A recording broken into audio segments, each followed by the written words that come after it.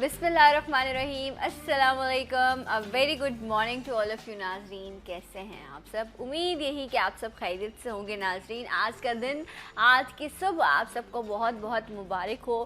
खुश रहिए, मुस्कुराते रहिए, अपने प्यारों के साथ अपनी ज़िंदगी को एंजॉय कीजिए और सबसे बढ़कर अपनी सेहत का और अपने मिजाज का जो है वो ख़याल रखिए, क्योंकि अगर ये दोनों चीज़ें थोड़ी बहुत भी आगे पीछे होने लगती हैं ना, तो बस फिर सारे मामलात जो हैं वो एक से दूसरा और फिर दूसरे से तीसरा जो है वो बिगड़ने लग जाता है।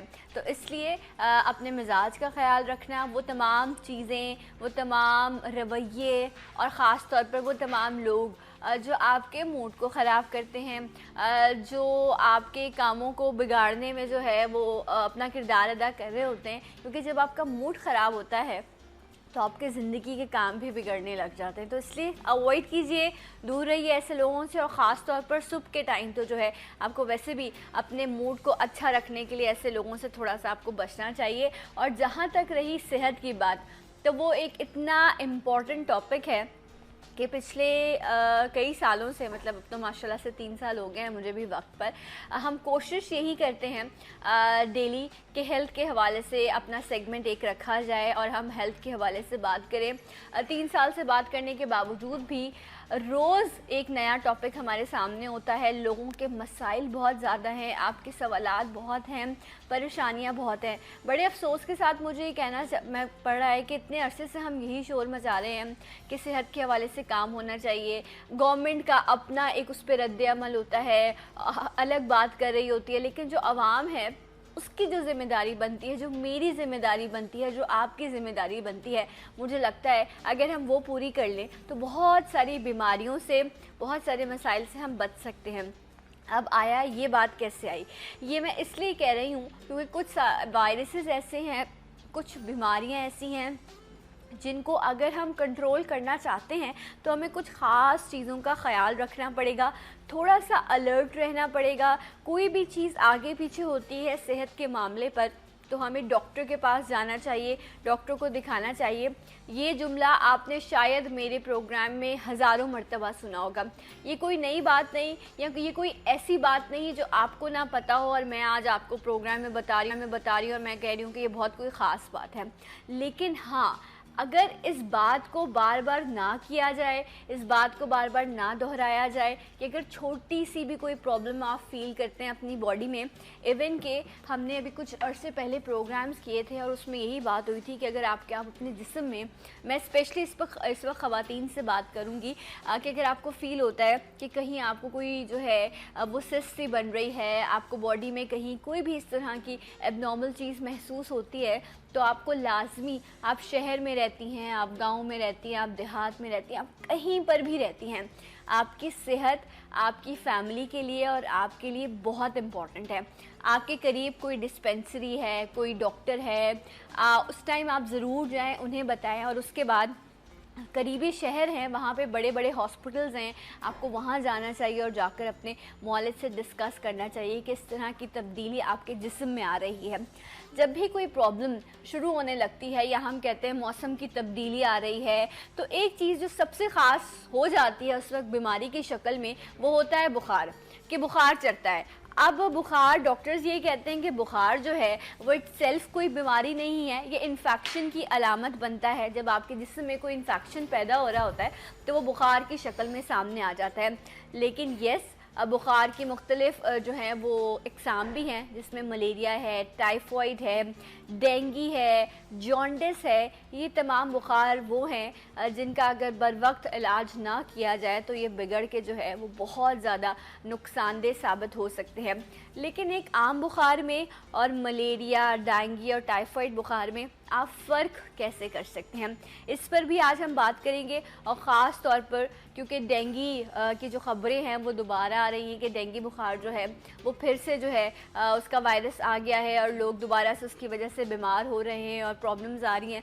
तो हमने सोचा क्यों ना आज के प्रोग्राम में मुख्तलिफ जो बुखार हैं उन पर भी बात की जाए, लेकिन ख़ास तौर पर आज हम अपने प्रोग्राम में जो है वो डेंगू के हवाले से बात करेंगे। और बात करने के लिए वेरी वेल नोन पर्सनैलिटी, बड़े लोग हैं जी और बड़ी बड़ी बातें करते हैं। सो आज हमारे साथ मौजूद हैं, आप इन्हें देखते रहते हैं मुख्तलिफ चैनल्स में, बुलिस शाह नज़ीर। अस्सलाम वालेकुम। वालेकुम अस्सलाम। क्या साहब सब खैर है? अल्लाह का शुक्र, सब ठीक है। आप माशाल्लाह, आपको वेलकम करते हैं सलाम पाकिस्तान में।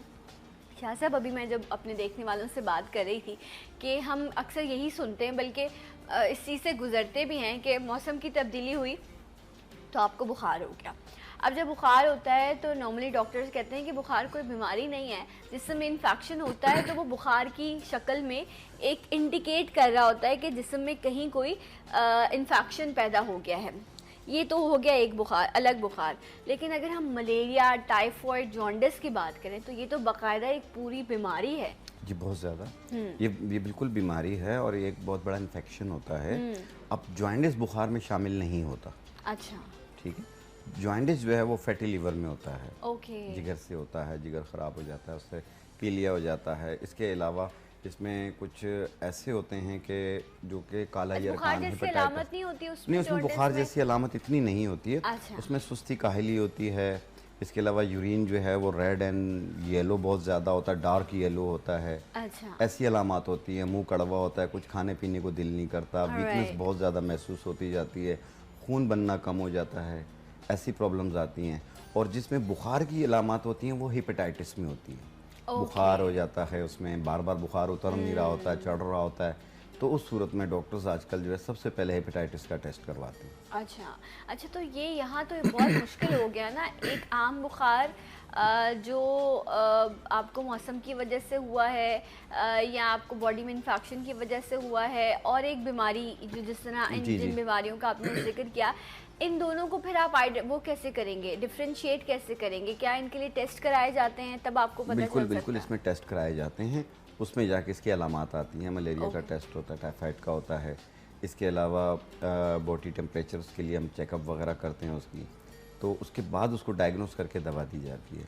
आमतौर पे तो पहले तो कोशिश की जाती है कि एक सिंपल दवा दे के उसका बुखार उतार लिया जाए, और अगर फिर भी देखते हैं कि 2-3 दिन में बुखार बिल्कुल नहीं उतरा तो फिर टेस्ट करवाते हैं। राइट। तो मतलब ये कि आप 2-3 दिन आपके पास टाइम होता है, मैक्स 3 दिन, कि आप चेक करें कि आपके बुखार में जो है वो कमी आ रही है। क्योंकि अगर नॉर्मल बुखार है जो मौसम की तब्दीली से हो गया है, या थोड़ा सा आप ज़्यादा, अक्सर ऐसा होता है बहुत ज़्यादा आप थक जाते हैं, काम करते हैं, उससे भी आपको थकावट से भी जो है वो जिस्म में पेन होने लगता है और एकदम से आपको टेम्परेचर फील हो जाता है। तो वो अगर 2-3 दिन में आप मेडिसिन यूज़ कर रहे हैं और आपको नहीं उतर रहा बुखार, तो डेफिनेटली आपको डॉक्टर के पास जाना चाहिए और जाकर वो जो भी आपको टेस्ट बताते हैं वो टेस्ट आपको कराने चाहिए। शाह साहब, यहाँ मुख्तलिफ अलामात हैं। देखिए, एक होती है गला ख़राब होने की वजह से भी बुखार होता है। गले में टॉन्सिल होंगे, उसकी वजह से भी बुखार होगा। और ये तो इन्फेक्शन की वजह से होती है। ये साइनसाइटिस के पेशेंट के साथ भी होता है। इसके अलावा जो डस्ट एलर्जी के पेशेंट्स हैं उनके साथ भी होता है। और बॉडी में सुस्ती काहली पैदा होती है, पाँव जलने लग जाते हैं, हड्डियाँ टूटने लग जाती हैं। और ये होती है एक नॉर्मल बुखार जो गले की वजह से होता है। उसके लिए कुछ गले की चीज़ें दे देते हैं, साथ में बुखार उतारने के देते हैं, पेशेंट ठीक हो जाते हैं। और एक होती हैं सर्दी लग के बुखार होना, बहुत ज़्यादा सर्दी लग रही होती है, 2-2 कंबल डालते हैं, थोड़ी देर में पसीना दोबारा आना शुरू होता है तो फिर सेट हो जाते हैं, लेकिन 1-2 कदम चलते हैं तो फिर टांगे कांपने लग जाती हैं, बुखार शुरू हो जाता है। खौफ से भी बुखार चढ़ता है? खौफ से भी चढ़ता है। ये एक ऐसी चीज़ है कि डिप्रेशन हो, खौफ हो, कोई ऐसी चीज़ हो गई हो आपके सामने जो आपकी समझ में ना आ रही, आप परेशान हो जाएं उससे, तो वो भी एक आपके जिसमें वो कहते हैं ना उसके डर गया था या खौफजदा हो गया था, उससे जो है इसकी ये हालत होगी। तो सबसे पहला जो उसमें सिम्टम होता है वो भी यही होता है कि आप बुखार में मुब्तला हो जाते हैं। तो शाह साहब, अगर मैं 1 बाय 1 इसकी तरफ आऊँ, एक हम बात करें अभी आम बुखार की जिसमें गला ख़राब हुआ और उस इन्फेक्शन की वजह से आपको बुखार हो गया, क्या चीज़ है जिसका इस्तेमाल किया जाए कि ये नॉर्मल बुखार जो है वो कम हो जाए या उतर जाए? देखिए, नॉर्मल बुखार उतर जाए तो वैसे भी आमतौर पे भी बुखार ही होता है, ठीक है। तो जैसे आम नॉर्मल बुखार हो रहा हो तो खाकसीर, अच्छा, इसे खूब कलां भी कहते हैं। ओके। और आधी चाय वाली चम्मच 1 कप पानी में डाल के 15-20 मिनट रख दें, फिर उसके बाद उसे शेक करके छान के पी लें। एक टाइम पी लें, आप देखें 15-20 मिनट में, आधे घंटे में बुखार उतरता है, नहीं उतरता। बुखार उतरता भी है इससे। दूसरी चीज़ ये है कि एक होता है खसरे का बुखार। खसरे का बुखार अगर हो रहा हो तो इसी खाकसीर को आप तकरीबन इसकी 20 ग्राम को 1 जग पानी में जोश दे दें।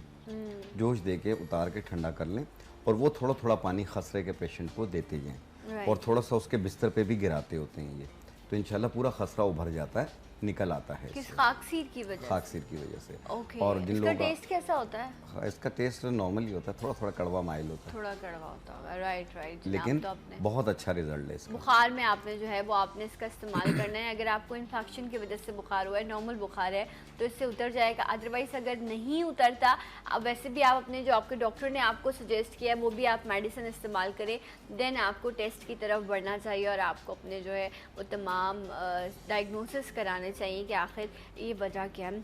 कुछ लोगों को बुखार बहुत ज़्यादा तेज़ होता है, बहुत तेज़ होता है। दिन में ठीक है, रात में एकदम से बुखार होने लग जाता है और तेज़ हो जाता है। सुबह दिन सूरज निकलता है फिर कम होने लग जाता है। ये क्या ये वजह कुछ होती लोगों है? के साथ ऐसा होता है कि शाम के टाइम पे बुखार जी। चढ़ता है, बाज़ लोगों को दोपहर के टाइम पे चढ़ता है, बाज़ लोगों को सुबह के टाइम पे चढ़ता है। ये एक बैक्टीरिया होता है, कुछ शाम के बैक्टीरिया होते हैं जो सुबह के होते हैं, जो कि ओके। बुखार चढ़ते हैं इनसे।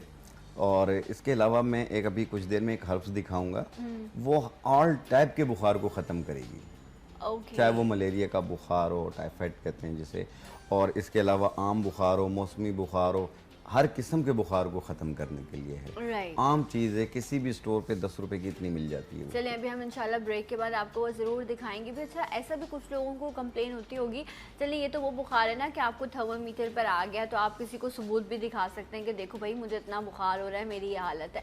कुछ लोग ऐसे हैं जिनको बुखार होता है और वो थर्मामीटर पर नहीं आ रहा थर्मामीटर पे भी नहीं होता, आता। बट वो खुद फील कर रहे होते हैं कि बहुत नोजिया है, हड्डियों में दर्द हो रहा है, जिस्म थका थका है, टेम्परेचर है। बुखार बहुत थका देता है इंसान को, आप बहुत मुश्किल होता है उसमें आपके लिए काम करना। जैसे ये क्या वजह बनती है कि बुखार है लेकिन थर्मामीटर पे इसे भी नहीं आ हड्डियों का बुखार कहते हैं। रहा? ओके। ये और हड्डियों ये के बहुत बुखार अरसे में से होता है। रहता है अक्सर लोगों लोगों को पाँव जल रहे होते हैं, पाँव गर्म होते हैं, जिस्म गर्म होता है, उसे खुद फील हो रहा होता है कि मेरी बॉडी हीट कर रही है यस। और हड्डियाँ टूट रही होती हैं उसके, उसका दिल करता होता है कि सब कुछ छोड़ छाड़ के कहीं लेट जाऊँ जाके। ठीक है, तो ये चीज़ एक ये हड्डियों का बुखार कहलाती है। राइट। और इसके लिए सबसे अच्छी चीज़ है अजवाइन ओके। और गिलो की लकड़ी। अजवाइन और ग्लो की लकड़ी, ठीक है। गिलो की लकड़ी 1 इंच का टुकड़ा, आधी चम्मच अजवाइन, 1 गिलास पानी में डिप कर दें रात को, सुबह निहार पेट छान के पी लें। ओके। एक टाइम रोज़ाना पीना है, सिर्फ 3-4 दिन पी लें। इंशाल्लाह इन हड्डियों के बुखार से भी जान छूट जाएगी, आम मौसमी बुखारों से भी जान छूट जाएगी उनकी। ओके। बहरहाल राइट। बाज़ लोग होते हैं डिप्रेशन की वजह से, टेंशन की वजह से माजी में परेशान रहे हों, उसका मुस्तकबिल में इफेक्ट आता है बॉडी पे, राइट तो राइट उसकी वजह से भी उनके साथ ये प्रॉब्लम्स होती हैं। राइट। तो ये बहुत ख़ास छोटे छोटे से नुस्खे हैं, लेकिन ये बहुत उस वक्त ख़ास हो जाते हैं जब ये आपके जिस्म पर जो है वो फ़ायदेमंद साबित होते हैं। और ये भी ज़रूरी नहीं कि हर चीज़ से हर शख्स को फ़ायदा हो, लेकिन हाँ इस्तेमाल करने से जिन लोगों को फ़ायदा पहुंचता है, कुछ लोग हैं उनको हब से नहीं ऐसे इतना फ़ायदा होता या नहीं फ़ायदा मिलता, लेकिन कुछ लोग हैं उन पर बहुत बेहतरीन रिजल्ट आ रहे होते हैं। द पॉइंट इज़ कि आप कितनी नियत के साथ और कितना जो है उसको कहते हैं ना मुसलसल इस्तेमाल करना पड़ता है। काफ़ी देर में हर्ब्स का रिजल्ट आता है। नहीं, इनका रिजल्ट आप आपको कह रहे हैं बहुत 2-3 जल्द दिन में मिल जल्दी जाता है। रिजल्ट आ जाता है। नहीं, मैंने कहा बुखार तो उनका पहले दिन ही उतरेगा। ओके। आप कोई भी चीज़ खाते हैं उसका रिजल्ट आपको उसी टाइम आना चाहिए। हाँ, कंप्लीट जो पेशेंट बिल्कुल ठीक हो जाता है वो 2-3 दिन में हो जाता है। वो 2-3 दिन वैसे पहले दिन ही फ़र्क पड़ता है, लेकिन हमारे जो कुछ लोग ऐसे होते हैं कि जो कोई भी डॉक्टर के पास जाते हैं तो डॉक्टरों ने जो मशवरा देते हैं उसको कहते हैं बिल्कुल ठीक है, वो दवाएं देते हैं, वो कहते हैं इस दवा को 7 दिन खाइएगा फिर मुझे दिखाइएगा। ये 2 दिन खाते हैं, मसला हल हो गया, थोड़ा सा अपने आप को बेहतर समझा, बाकी दवाएं छोड़ दी। वो 7 दिन कहने का मकसद ये होता है कि वो एक कोर्स होता है, वो उसको पूरा कर लेना चाहिए और उसके बाद जाके डॉक्टर को फॉलोअप करना चाहिए। ताकि लोग फॉलोअप करते नहीं हैं। अब वो 2 दिन खाई फिर उसके बाद अपने कामों में लग गए, वो थोड़ी देर के बाद वो बैक्टीरिया और ताकतवर होके आ जाता है। ठीक है जनाब। अच्छा, मैं ये भी जानना चाहूँगी, ये जो बुखार है जो रात में चढ़ जाता है या जब आप अक्सर लोग जब सुबह उठते हैं तो बहुत जिस्म में दर्द और बुखार सी फीलिंग हो रही होती है, और वो जब नॉर्मल लाइफ की तरफ आते हैं, मतलब रूटीन को फॉलो करने लगते हैं, काम पर चले जाते हैं, तो वो फीलिंग उनकी ख़त्म हो जाती है, नॉर्मल हो जाता है ये बॉडी टेम्परेचर। तो आया ये चीज़ जो आपकी बॉडी में टेम्परेचर हाई करती है, लो करती है, ये नुकसानदेह साबित हो सकती है? इसकी वजूहात क्या होती हैं, इस पर भी बात करेंगे आफ्टर दिस ब्रेक। मेरे साथ रहिए। सलाम पाकिस्तान।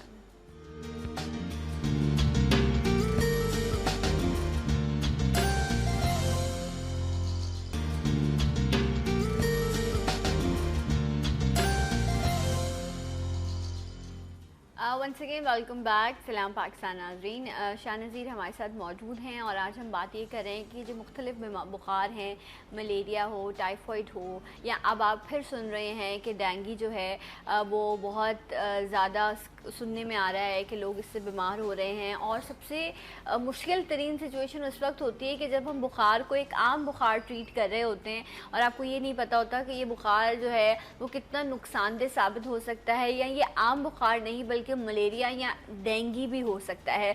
तो आज कुछ कोशिश करेंगे कि कुछ उसके अलामात पर भी बात की जा सके कि आप डिफ्रेंशिएट कर सकें कि ये आम बुखार है या ये मलेरिया है या डेंगू है। शाह साहब, पहले तो आप मुझे बताएं कि अभी जिस तरह डेंगू की बात हम बहुत सुन रहे हैं कि फिर दोबारा मरीज़ जो है आप हॉस्पिटल्स में एडमिट हो रहे हैं डेंगू के हवाले से, कोई ख़ास मेडिसिन भी इसके लिए मौजूद नहीं जो डेंगू का ट्रीटमेंट कर सके। देखें, एहतियात अफसोस से बेहतर है। बिल्कुल, आप जितना एहतियात करेंगे उतना बेहतर है। ठीक है। देखें, आजकल आपने देखा होगा कुर्बानी हुई, जगह जगह गंदगी के ढेर बने हुए थे, फिर उसके बाद बारिश का पानी बीच में था, फिर वहाँ कीचड़ हुआ, वहाँ सीवरेज का पानी आना शुरू हुआ, समझ में नहीं आया कि ये बारिश का पानी है सीवरेज का पानी है।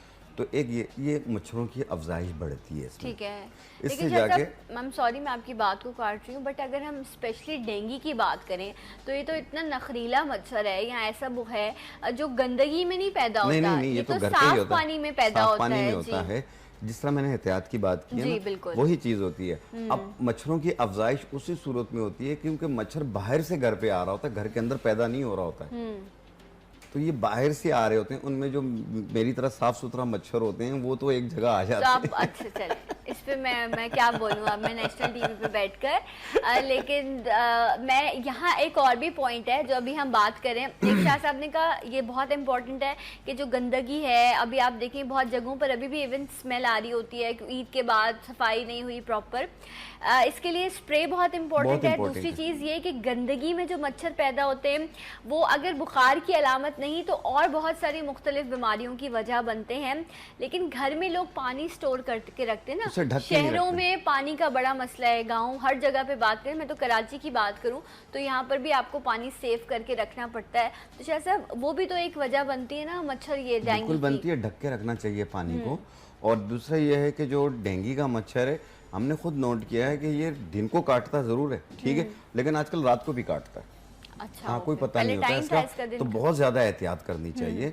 और घर के अंदर जो है वो आप पानी को ढक के रखें। अगर टायर वगैरह पड़े हो, कोई प्लास्टिक की चीज़ें पड़ी हो जिस साइड पे, यानी ब्लैक चीज़ें जो होती हैं इनके ऊपर मच्छर ज़्यादा आते होते हैं, तो उन चीज़ों पे कवर करना चाहिए। राइट। और ये आम मच्छर से थोड़े से बड़े साइज़ में ये मच्छर होता है और आप कोशिश करें आप अपने, क्योंकि नॉर्मली किचन्स में या हमारे वॉशरूम्स में हम पानी सेव करके रखते हैं, तो आपने उसको कवर करके रखना है क्योंकि साफ़ पानी में इसकी जो है वो अफजाइश होती है, ये पैदा होता है, तो ये नुकसानदेह साबित होता है। जैसे प्लेटलेट्स वगैरह काफ़ी कम हो जाते हैं पेशेंट्स के। और वैसे तो आमतौर पर इसके लिए पपीते के पत्तों का पानी दिया जाता है। अच्छा, पपीते के पत्तों का पानी दिया जाता है। बाज़ जगहों पे पपीते के पत्ते नहीं होते हैं, राइट, तो वो सेब का जूस, सेब के जूस में थोड़ा से चंद कतरे नींबू का अर्क डाल लें और वो पिएं, दिन में 2 बार 3 बार पिएं, तो उससे भी प्लेटलेट्स काफ़ी हद तक कवर हो जाते हैं। अच्छा, आपने 2 चीज़ें बताई, एक तो आपने कहा पपीते के पत्तों का पानी, मतलब पपीते के जो पत्ते हैं वो आपने लाके, वो बहुत गंदे होते हैं, उनको अच्छे से आप वॉश कर लें, उसके बाद आप उसको बॉईल करें और फिर उस पानी बॉईल करें या उसे कुचल लें, उसमें से भी पानी निकलता है। अच्छा, ओके, जी, वो तो अर्क हो गया उनका। जी, उसमें से जो पानी निकलेगा वो ज्यादा फायदेमंद होगा, उसको पीना है, उसको पीना है। राइट, कप आधा कप करके पी लें। अच्छा। थोड़ा सा कड़वा होगा लेकिन ये है कि ये दिनों के अंदर आपको रिजल्ट मिलेंगे। राइट। इसी तरीके से बाज़ जगहों पे ये चीज़ ना हो तो वो एप्पल जूस के अंदर, सेब के जूस के अंदर चंद कतरे नींबू का अर्क मिला के वो पिए। आप देखें आपको फौरी इससे भी रिजल्ट मिलेगा। क्योंकि डेंगू में भी जो नॉर्मली, क्योंकि मैं सच इतनी ज़्यादा तो हम इस पर बात नहीं करेंगे, वो तो जो डॉक्टर्स हैं वही बात कर सकते हैं या शाह साहब अपनी हर्ब के हवाले से बात कर सकते हैं। इसमें बुखार कम करने के लिए और जिस्म के दर्द के लिए जो अद्वियात हैं उन्हीं का इस्तेमाल किया जाता है। कोई ख़ास डेंगू के लिए दवाएँ मौजूद नहीं जो इसको ख़त्म कर सकें। लेकिन अगर मैं सिम्टम की बात करूँ शाह साहब, तो इसमें भी ऐसा ही है कि आपके जॉइंट्स में पेन या वॉमिटिंग होना, ये तमाम कंडीशन रहती है, ये सारी कंडीशन होती हैं बुखार वाली। इसके अलावा मुंह कड़वा हो जाना, भूख बिल्कुल मर जाती है, सर्दी गर्मी, ये सारी चीज़ें साथ साथ चल रही होती हैं। और बॉडी के अंदर इतनी लेजी होती है कि वेट गिरना शुरू हो जाता है, तो बहुत ज़्यादा हॉस्पिटलाइज हो जाता है हॉस्पिटलाइज हो जाते हैं, और पेशेंट जब वहाँ से डिस्चार्ज हो गया तो लोग पहचान नहीं पाते हैं कि ये वही बंदा है। हाँ, इतना वीक हो जाता है वो, ये जानलेवा भी साबित बहुत ज़्यादा। थोड़ी सी बेहतियाती कर ली ये जान से भी जा सकती है। और ये आप देखें कि जब भी आप जिस तरह हम अगर सुनते हैं किसी भी डेंगू के मर्ज़ का तो मरीज़ का, तो हम खुद एकदम से घबरा जाते हैं कि अल्लाह खैर करे, आया अच्छी खबर मिले, कोई मसाइल ना हो। तो इसलिए पहले एहतियात करना बड़ा इंपॉर्टेंट है ताकि आप इस लेवल तक पहुँचे ही नहीं कि ऐसी कोई चीज़ आ सके। तो शायद साहब सिर्फ ये एक पानी की एहतियात की जाए या और भी कोई एहतियात की जा सकती है? सबसे ज़्यादा सफाई की एहतियात की जाए, और जिस तरह मैं बार बार कहता आ रहा होता हूँ कि बाहर की चीज़ें ना खाएं, बाहर की चीज़ें, खुली हुई चीज़ें कम खाया करें, क्योंकि उसमें जितने भी बैक्टीरियाज होते हैं हर चीज़ होती है। तो आपके ऊपर तकरीबन बीमारियों का एक गढ़ बन जाएगा।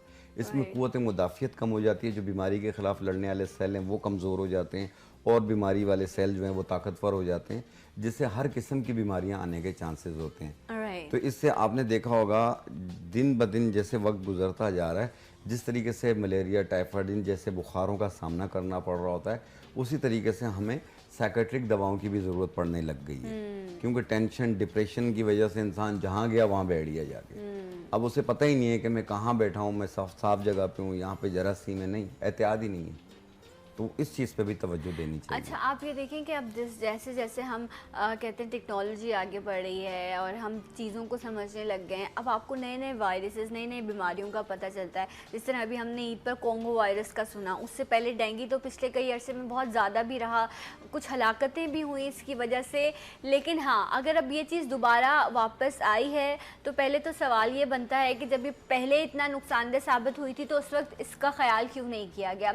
इसके हवाले से मुहिम चलाई जानी थी, लोगों को तरबियत देनी चाहिए थी कि इस तरह। अब मैं अगर चलिए शहरों में तो हम बात कर लेते हैं शाह साहब, लेकिन गाँव में या दूसरी जगहों पर जहाँ पर लोगों को इतनी अभी तक अवेयरनेस नहीं पहुँची या नहीं पता होगा कि इस तरह का भी कोई बुखार है, तो वहाँ पर तो शायद लोग इसको आम बुखार समझ के ही बीमारी में मुब्तला हो जाते हैं। मेरे पास ईद के दिन भी एक कॉल आई थी, तो कह रहे थे कि एक 20-22 साल का बच्चा है और उसे बुखार सा हुआ, इब नॉर्मल भी है, वो छत पे जाके लेट गया, अब उसकी नाक से खून आ रहा भी है, बुखार भी हुआ, तो क्या ये किस चीज़ की अलामत हैं?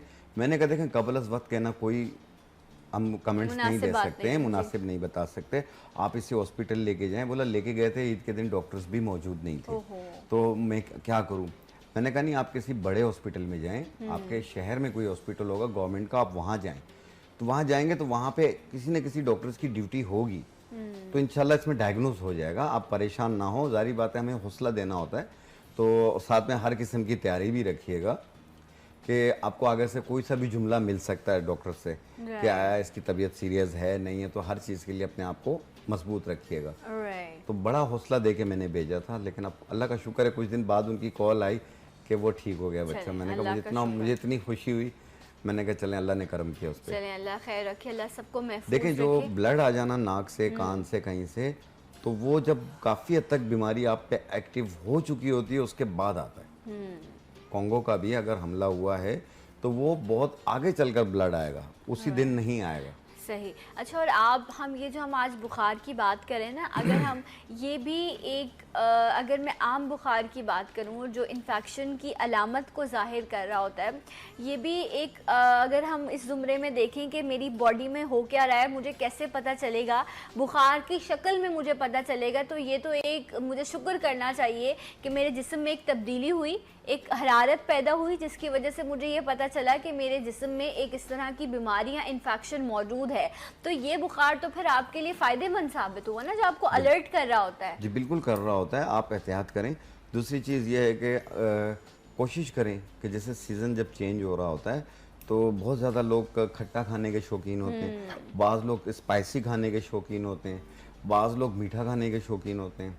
तो खट्टा खाएं, एक औंस के हिसाब से खाएं जितना आप खा सकते हैं, आप ओवर खाते ही जा रहे होते हैं लोग। वो उस दिन मैं अभी ईद पर ही देख रही थी, कुछ हम लोग एक गैदरिंग में बैठे थे, तो वो लीमू चाट मसाले के साथ खाया जाता है। मैं सोच रही हूँ तो मुझे कुछ हो रहा है। इमली खाई जा रही थी और ये तमाम चीज़ें लोग इतने मज़े से खा रहे हैं, मैं कभी नहीं खा सकती। नहीं, अपने अपने शौक होते हैं। शौक की बात है, लेकिन शौक ठीक है अपनी जगह, लेकिन ये जो चीज़ें आपको उस टाइम पर तो आपको शायद बहुत ज़्यादा चस्का दे रही है, आपको मज़ा दे रही है, लेकिन वो बाद में नुकसानदेह तो साबित होती है ना। इतना ज़्यादा आप डायरेक्टली आप इस तरह आप लीमू खा रहे होते हो या इमली खा रहे होते हैं, बट लोगों के शौक हैं, लोग कैरियाँ खाते हैं, इस तरह की सब चीज़ें एंजॉय करते हैं। शाह साहब कुछ हर्ब्स लाए हैं, इस हवाले से देखिए उसके लिए जैसे डेंगू से बचाव के लिए, डेंगू का बुखार हो रहा हो, आप अपनी मेडिकेशन जारी रखिएगा। और साथ में जिस तरह मैंने पहले अर्ज़ किया कि हर किस्म के बुखार को ख़त्म करने के लिए ये गिलों की लकड़ी है। गिलों की लकड़ी जी, ये इस शेप में भी मिल जाती है। दिखाएं मुझे, मैंने इसका बहुत नाम सुना है आपसे। इसे गिलो सब्ज भी कहते हैं। इसका सब्ज डंडियाँ भी आती हैं जो हरी होती हैं। अच्छा, ये खुश्क काफी है। सख्त है। जी हाँ। ओके, ये गिलों की लकड़ी है। इसका क्या करना है? इसकी 1 इंच का टुकड़ा तोड़ के, ये देखें 1 इंच का टुकड़ा तोड़ के, ठीक है, और इसको पानी में डाल देना। जी जी, ये मैंने पानी रखा। 1 इंच का टुकड़ा तोड़ के 1 गिलास पानी में डाल दें और 1 चम्मच अजवाइन।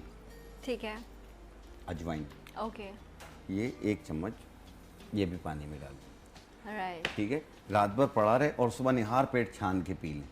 1 टाइम रोजाना पीना, 3-4 दिन पीना है। दूसरी चीज ये है कि कोंगो वायरस, डेंगू इससे क्या होगा? बुखार आपका हर किस्म का बुखार उतर जाएगा, चाहे मलेरिया का हो, किसी भी किस्म का बुखार हो, हड्डियों का बुखार हो, ये हर किस्म के बुखार को ख़त्म करने में बहुत मदद देती है। ओके। प्लस जिन लोगों को डेंगू हो चुका है या डेंगू से बचाव के लिए ये उनाब, राइट, उनाब 5 दाने, ठीक है, ठीक है, इसी पानी के अंदर आप डाल दें। ये आप किन पेशेंट्स के लिए बता रहे हैं?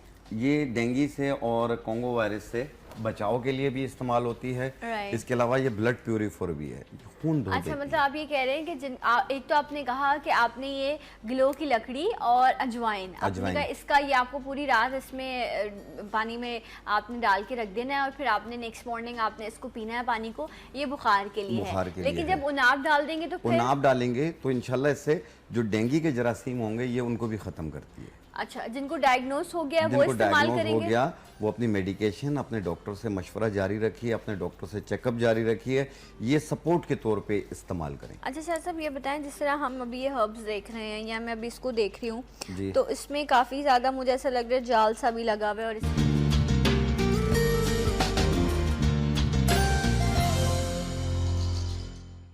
और वंस अगेन वेलकम बैक, सलाम पाकिस्तान नाज़रीन, आप सबको प्रोग्राम में खुश आमदीद कहते हैं। शाह साहब हमारे साथ मौजूद हैं और आज हम बात कर रहे हैं जो मुख्तलिफ़ अलामात हैं बुखार की और जो बुखार की इकसाम हैं उस पर आज हम बात कर रहे हैं।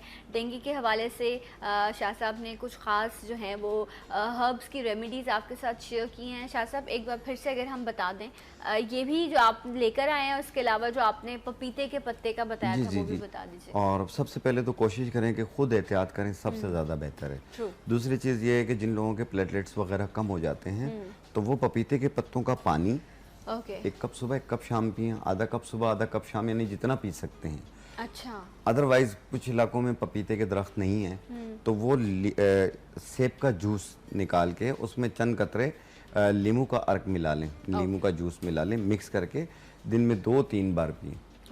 आप देखिएगा इंशाल्लाह फौरी तौर पे प्लेटलेट्स कंट्रोल होना शुरू हो जाएंगे, बनना शुरू हो जाएंगे। ओके। और एक दूसरा जो है वो जो इसमें जिस तरह हर किस्म के बुखार को, हर किस्म के हड्डियों के बुखार को ख़त्म करने के लिए, या मौसमी बुखार हो, टाइफाइड हो, मलेरिया हो, उसको ख़त्म करने के लिए ये 2 जड़ी बूटियाँ हैं। गिलों की लकड़ी, ठीक है, गिलों की लकड़ी, ये 1 इंच का टुकड़ा और आधी चम्मच अजवाइन 1 गिलास पानी के अंदर भिगो दें। ठीक है। रात भर पड़ा रहे, सुबह निहार पेट छान के पी लें। 1 टाइम रोजाना पीने और ये लगातार 3-4 दिन 5 दिन इस्तेमाल कर लें। और इसमें से हड्डियों में से बुखार, हर किस्म का बुखार, मलेरिया बुखार, सर्दी का बुखार, गर्मी का बुखार सब खत्म होगा।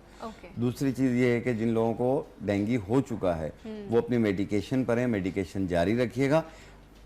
गिलों की लकड़ी, 1 इंच का टुकड़ा, आधी चम्मच अजवाइन और 5 दाने उन्नाब के। ओके राइट, इसमें हमने उनाब ऐड कर उनाब दिया ऐड है। कर दें। उन लोगों को जिनको डेंगू जो है वो डायग्नोस हो गया है, वो इस तरह जो है इसका इस्तेमाल करेंगे, ग्लो की लकड़ी, अजवाइन और उनाब। राइट, अच्छा इसको फिर छान कर और छान कर खाली पेट पीना है। खाली पेट पीना है, राइट जनाब। एक टाइम रोजाना। शाह साहब ये मुझे बताएं, ये तो तीनों आपने बता दी, ये आप ये चौथी चीज क्या लाएं? चौथी चीज ये है कि इसे गुले मुंडी कहते हैं।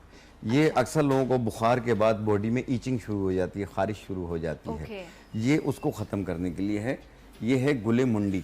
राइट, ये आंखों के लिए भी बेहतर है, खून को साफ़ करने के लिए भी बेहतर है, हर किस्म के बॉडी पे फुंसी दाने निकलते हैं उसके लिए बेहतर है। तो इसके बहुत सारे और भी फंक्शंस होते हैं। अच्छा, बॉडी पर जो आपको एलर्जी फील हो रही होती है, एलर्जी फील हो रही होती है, ईचिंग होती है, इसके भी 5 दाने, इसके भी 5 दाने 1 गिलास पानी में रात को भिगो दें। अच्छा, मुझे लगा ये हार्ड होगा, ये नहीं बहुत सॉफ्ट है, टाइप की कोई चीज है। अच्छा, इसको भी आपको अच्छे से साफ करना होगा, इसमें भी आपको काफी देख सकते हैं अच्छे से, इसको भी वॉश करेंगे पहले। इसको भी वॉश कर लें, साफ कर लें, उसके बाद आप इसके 5 से 10 दाने 1 गिलास पानी में रात को भिगो दें, रात भर पड़ा रहे, सुबह निहार पेट छान के पी लें। इसके साथ डंडियाँ होती हैं लगी हुई, वो भी काम की हैं। बाज़ लोग डंडियाँ फेंक देते हैं, कोई बात नहीं, फूल काम का होता है, फूल ले लेते होते हैं। इसका नाम दोबारा बताइए। इसका नाम है गुले मुंडी। गुले मुंडी, ओके। इसका आपको इस्तेमाल करना है और इससे आपको शाह साहब एक बार फिर से बता दीजिए इसका फ़ायदा क्या है। ये बुखार के बाद या आम तौर पे बॉडी में ईचिंग, खारिश, एलर्जी महसूस होती है, ये उसको ख़त्म करने के लिए है। इसके 5 से 10 दाने 1 गिलास पानी में रात को भिगो दें और सुबह निहार पेट पिएं। अगर आप ये 21 दिन या 1 महीना यूज़ करेंगे, आप देखें आपके चेहरे पे कितनी सुर्खी आएगी, कलर भी फेयर करती है। वाह, ज़बरदस्त। फायदे तो ये दोनों, पहले तो अल्लाह करे, दुआ करते हैं कि इन तमाम चीज़ों तक पहुंचने की ज़रूरत ही ना पड़े, बीमार ही ना हो आप। लेकिन अगर ऐसा हो जाता है तो आपने अपनी डॉक्टर की दवा इस्तेमाल करते रहना, उसके साथ साथ आपने इन हर्ब्स का इस्तेमाल करना है। शाह साहब थोड़ा बात कर लेते हैं इस हवाले से कि जो आम तौर पर बुखार उतारने के लिए या कम करने के लिए जो भी तरीक़ाकार इस्तेमाल किए जाते हैं, एक तो ये कि बड़ी आपको बहुत ही सस्ती सी आपको एक दवा मिलती है बुखार उतारने के लिए। मैं सस्ती इसलिए कहती हूँ कि वो हर बंदे के एक्सेस में है, वो आपकी ग्रॉसरी में ही आ रही होती है और वो हर इंसान बुखार होते ही हम वो मेडिसिन आराम से इस्तेमाल कर लेते हैं बग़ैर किसी डर खौफ के। जैसा उस मेडिसिन के इस्तेमाल से भी क्या ज़्यादा नुकसानात होते हैं अगर आप ज़्यादा इस्तेमाल करें उसका? देखें, प्रॉपर कुछ दवा में एक लिमिट होती है, डॉक्टर कहते हैं ये 7 दिन इस्तेमाल करनी है। वो इवन अक्सर डॉक्टर भी आपको कहते हैं कि इतने दिन आप वो उसकी वजह है कि 7 दिन क्यों कहते हैं। वो ये भी कह सकता था 15 दिन इस्तेमाल करें, महीना करें, 2 महीना करें, कह सकता है, लेकिन 7 दिन के बाद उस दवा को चेंज करना होता है। क्यों? कि उससे फिर वेट गिरना शुरू हो जाता है पेशेंट का। अच्छा, कुछ दवाओं से। तो इसलिए हर एक दवा की, जब मैंने कहा शुरू में कि आप फॉलो अप ज़रूर करें। डॉक्टर ने ये दवा दी है, कहा 7 दिन इस्तेमाल करना, 1 महीना इस्तेमाल करके डॉक्टर के पास जा रहे होते हैं। मैं ठीक हो गया था, लेकिन ये दवा क्योंकि आप पे फिर वो बैक्टीरिया दोबारा से शिद्दत से हमला कर रहा होता है, वो किसी और शक्ल में आ जाता है। ठीक है। अच्छा, ऐसा भी है कि जब बुखार होता है तो फिर फ़ौरन एक चीज़ होती है कि ना इसको पट्टियाँ रखो ताकि इस बुखार को कम किया जाए, या पैरों को जो है वो मसला जाता है, रब किया जाता है। कुछ कंडीशन में डॉक्टर ये भी कहते हैं कि आप पेशेंट को शावर दिला दें या उसमें पानी डाल दें, उससे बुखार कम हो जाए। कुछ लोगों को इतनी सर्दी लग रही होती है कि वो उनको कवर करना पड़ता है, आपको ब्लैंकेट डालना पड़ता है। यहाँ मैं थोड़ी कंफ्यूज हूँ कि अब ये आप कैसे जानेंगे कि ये जो पेशेंट है आया, आप डर रहे होते हैं ना कितना बुखार है, बुखार में अक्सर मना कर देते हैं कि आपने 2-3 दिन शावर नहीं लेना, ठीक है। और कुछ ऐसी भी कंडीशन है, कुछ में कहा जाता है कि आप जाएं जाके शावर दिला दें। तो मुझे ज़रा ये बताइए कि किस कंडीशन में क्या किया जा सकता है? देखिए, बुखार शावर से तो कभी कोई मना नहीं करता, डॉक्टर नहलाते हैं, ज़ाहिर बात है, अच्छी बात है, नहाना चाहिए। और दूसरी चीज़ ये है कि उसकी मेडिकेशन प्लस उनके टेस्ट होते हैं। ठीक है। टेस्ट होने के बाद देखते हैं कि ये कौन सा बैक्टीरिया, अच्छा, कौन सा वायरस हुआ इनको, अब सीजनली है या मलेरिया है, टाइफाइड है। ज़्यादातर सर्दी का जो बुखार होता है वो टाइफाइड या मलेरिया में होता है। काँप रहे होते हैं, ऊपर कंबल डाल रहे होते हैं, मुंह जहर की तरह कड़वा हो रहा होता है, ये सारी अलामात आती हैं। खाने पीने को तो कुछ खाया ही नहीं जाता, भूख लग रही होती है लेकिन खाते हैं तो मुंह एकदम छोड़ देते हैं, एकदम वॉमिट कर देते हैं। तो ये अलामात होती अच्छा हैं। नहीं, मैं ये जानना चाह रही हूँ कि जिस तरह अब सर्दी का बुखार है, अगर आपको इतना तेज़ बुखार चलेगा तो डेफिनेटली उसमें तो शावर लेना ये एक थोड़ी मुख्तलिफ डिफ़िकल्ट कंडीशन हो जाती है, क्योंकि टेम्परेचर भी ऐसा है, फिर आपके बॉडी में बुखार की वजह से आपको और ज़्यादा पेन फील हो रहा होता है। लेकिन क्या गर्मी के बुखार में ऐसा किया जा सकता है कि उसकी शिद्दत को कम किया जा सके, कि आप जो है वो शावर दिला दें नहीं, वो या तो पानी मर्ज़ की डालें? कंडीशन पे बात होती है ना, ओके। किस वक्त पेशेंट की कंडीशन किस टाइप की है। लेकिन ज़्यादातर ये है कि नहाने से इन चीज़ों से कोई वो नहीं होता, नहाना चाहिए, उससे टेम्परेचर कम होता है, बिल्कुल होता है, बॉडी का हीटअप कम होता है, टेम्परेचर कम होता है। जो नहीं नहाने वाली बात है वो समझ में नहीं आ रही। राइट, नहीं वो सर्दी में जिस तरह लोगों को होता हो, लेकिन ये कि शाह साहब कह रहे हैं, और मैं आपको एक और भी चीज़ बताऊं कि जब आप शावर लेते हैं, वो लोग जिनको ब्लड प्रेशर बहुत हाई रहता है, ये मैंने कहीं पढ़ा था तो मैं आपको बता रही हूँ कि जब आप शावर लेते हैं तो आपका ब्लड प्रेशर भी थोड़ा बेहतर होने लग जाता है। जो हाई ब्लड प्रेशर के मरीज़ हैं तो उनको डेली जो है वो शावर लेना चाहिए। वैसे तो हर शख्स को ज़रूरी है कि आप अपनी हाइजीन का ख्याल रखें, बट जिनको ब्लड प्रेशर हाई रहता है, ऐसी कंडीशन में अगर वो शावर ले लेते हैं तो वो थोड़ा नॉर्मल हो जाता है। ऐसा है? बिल्कुल है, ऐसा बिल्कुल सही है। और इसमें शावर लेने से बीपी डाउन होता है। और दूसरी चीज़ ये है कि वॉक करने से आप पार्क्स में जाएं, वॉक करें और ये फुल स्लिप पहने। ठीक है। क्योंकि आपने देखा होगा कि जहाँ पे पार्क्स होंगे और जहाँ टायर ब्लैक चीज़ें होंगी या हरी चीज़ें होंगी, वहाँ मच्छर आते होते हैं। तो मच्छर से बचाव सबसे ज़्यादा बेहतर है मेडिकेशन से। बिल्कुल, आपने ठीक कहा। अच्छा साहब, अगर हम बच्चों की बात करें, बच्चे बहुत ज़्यादा बीमार होते हैं या उनको बहुत ज़्यादा बुखार होता है, या कुछ लोग जो हैं वो उनको माशाल्लाह से बिल्कुल हेल्दी रह रहे होते हैं, बच्चों की मैं अगर बात करूं उनमें, लेकिन कुछ बच्चे बार बार बीमार होते हैं, स्कूल जाते हैं, इन्फेक्शन जो है वो एक से दूसरे को लग जाता है, या थोड़ा सा नज़ला बुखार हुआ तो उनको उसकी वजह से प्रॉब्लम हो गई, तो बच्चों में एहतियात कैसे की जाए? देखिए, ये दो वजह से होती है। एक तो बच्चों के अंदर जो बीमारी के खिलाफ लड़ने वाले सेल होते हैं वो इतने एक्टिव नहीं होते। ठीक है। इसीलिए जब कहीं हॉस्पिटल वगैरह में भी जाते हैं, कहते हैं कि बच्चों को बाहर रखें, पेशेंट के पास जाने नहीं देते हैं, वहाँ पे बहुत सारे पेशेंट्स होते हैं इस वजह से। तो दूसरी चीज़ ये है कि इसमें एहतियात ही चाहिए होती है और कुछ नहीं। एक चीज़ और ये होती है कि विरासत से बीमारी अच्छा, ख़ानदानी होती है, वालिदैन में थी, अस्थमा था, बच्चों में भी आएगा, डायबिटिक था, हाई बीपी था, ये चलता हुआ आ रहा होता है। ये उन लोगों के साथ होता है जिन लोगों को ये साइनसाइटिस एलर्जी हो, छींकों की ये प्रॉब्लम हो, वालिदैन में हो, वो बच्चों में भी कन्वर्ट होती है। या वालिदैन में दमे की शिकायत हो, वो बच्चों में भी आती है। वो फिर आस्ते आस्ते वक्त के साथ साथ सही हो जाते हैं।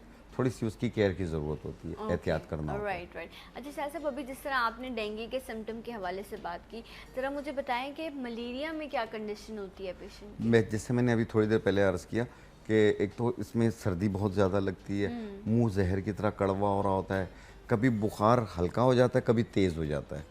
अगर हल्का हो रहा होता है तो वो यूँ हो रहा होता है कि जैसे आपने अपने ऊपर कंबल डाल लिया, थोड़ी देर में खूब गर्म हो जाएगी बॉडी, फिर उसके बाद थोड़ा सा पसीना आना शुरू होगा, आपको गर्मी लगेगी, आप कंबल हटा देंगे, हटाने के बाद आप थोड़ी देर के लिए बेहतर हो जाएंगे।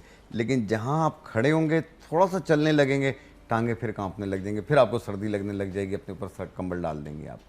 तो ये अलामात होती हैं। लेकिन फिर भी कुछ चीज़ें ऐसी होती हैं आजकल के जो दौर में कि वो टेस्ट में नहीं आती हैं। अच्छा, टेस्ट में भी नहीं आती? टेस्ट में नहीं आती हैं कि इस वक्त मलेरिया नहीं है, इससे सीजनली बुखार है, तो फिर वो दवा देते हैं, सही हो जाते हैं।